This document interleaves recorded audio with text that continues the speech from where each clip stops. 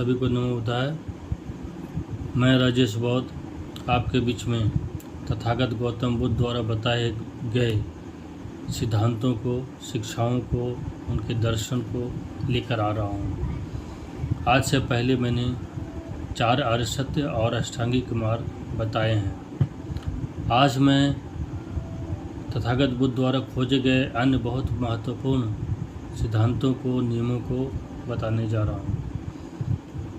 3 बहुत महत्वपूर्ण सिद्धांत हैं बौद्ध धर्म के, अनंत, अनित्य और दुख। उसमें पहला जो है अनंत, वो आज मैं बताने जा रहा हूँ। अनंत का अर्थ होता है आत्मा नहीं है।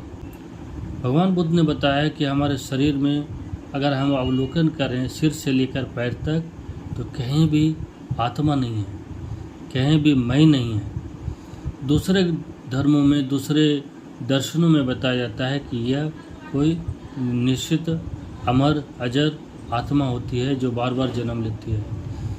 बौद्ध धर्म में आत्मा को नहीं मानते हैं। तो मृत्यु के बाद क्या चीज़ है जो दूसरे जीवों में ट्रांसफ़र होता है, तो उसे कहा गया है चित्त, जो एक जीव से दूसरे जीव में ट्रांसफ़र होता है।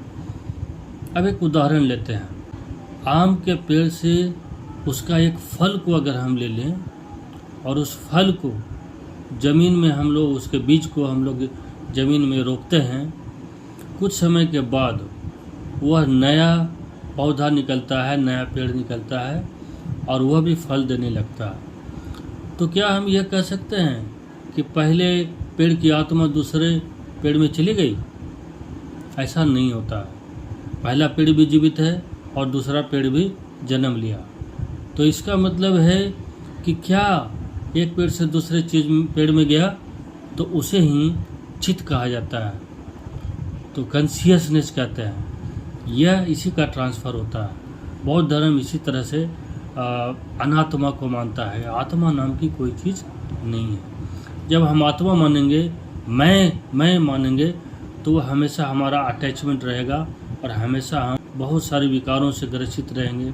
अपने आत्मा को संतुष्ट करने के लिए हमेशा हम लोग लगे हुए रहेंगे और यही जो है आगे चलकर दुखों का कारण बनता है। इसलिए बौद्ध धर्म में कहा गया है कि आत्मा नाम की कोई चीज़ नहीं है।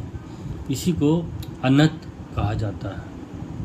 अगले एपिसोड में मैं बताऊंगा अनित्य क्या है और दुख क्या है। नमो बुद्धाय।